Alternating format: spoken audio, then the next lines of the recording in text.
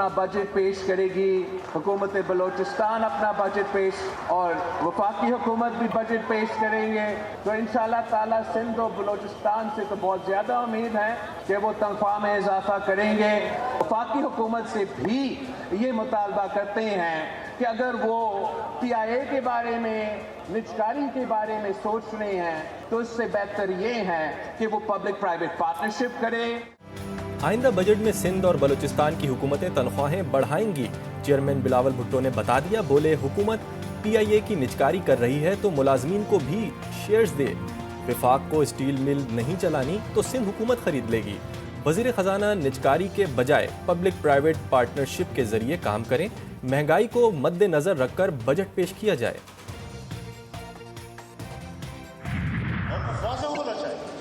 आप शिकायत कर रहे थे हमारे उवैस नूरानी साहब और बेचारे ने खामखा शहबाज शरीफ को डांट लिया।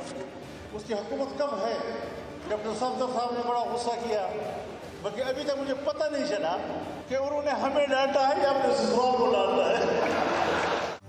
मौलाना फजलुर रहमान ने शहबाज शरीफ पर तनकीद को बिला जवाज़ करार दे दिया। जमीयत उलमा इस्लाम के सरबराह कहते हैं उन पर तनकीद करने का कोई सबब नहीं। जिनकी हुकूमत है अब उनकी बात करना होगी। लीगी रहनुमा कैप्टन सफदर की तकरीर पर कहा, समझ नहीं आ रहा कैप्टन रिटायर्ड सफदर हमें डांट रहे हैं या अपने ससुराल को सुना रहे हैं। इसराइल को तस्लीम करने की बात करने वाली असेंबली की ईंट से ईंट बजा देंगे। मौलाना साहब को तो मैंने हराया है। मौलाना साहब अगर समझते हैं कि उनका मैंडेट चोरी हुआ है, मैंडेट तो हमारा चोरी हुआ है, तो मैं समझता हूं कि मैं अभी अपने आप को हाजिर करता हूं और हल्का खोलने को तैयार हूं जिस हल्के मौलाना साहब को मैंने हराया है।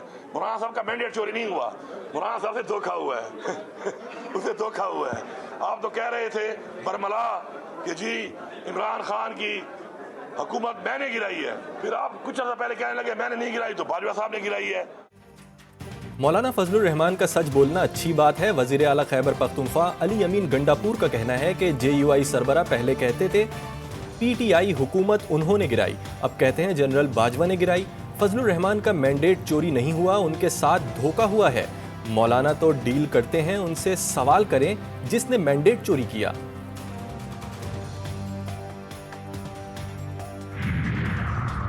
शेर अफजल मरवत के चेयरमैन PAC बनने में बड़ी रुकावट। हुकूमत ने तहफ़्फ़ुज़ात जाहिर कर दिए। अपोजिशन को नाम पर नजरसानी का पैगाम।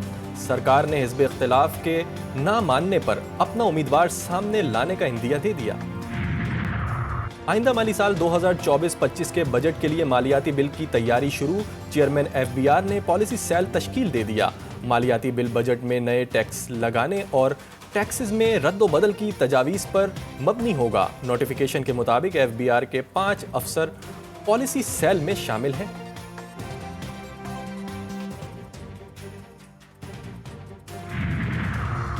नए कर्ज प्रोग्राम पर काम शुरू। पाकिस्तान और IMF मुज़ाकरात का शेड्यूल तय पा गया।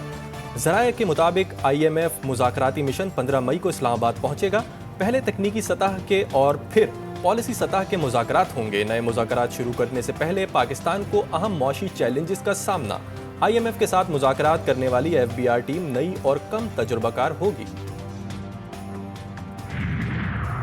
FBR के 5,06,671 मोबाइल फ़ोन सिम्स ब्लॉक करने का मामला। ज़राए के मुताबिक टेलीकॉम ऑपरेटर्स ने आज अहम इजलास तलब कर लिया। इजलास में मतलूबा मोबाइल फ़ोन सिम्स ब्लॉक करने पर गौर और मुशावरत के बाद मुतफ़िका लाहे अमल तैयार किया जाएगा।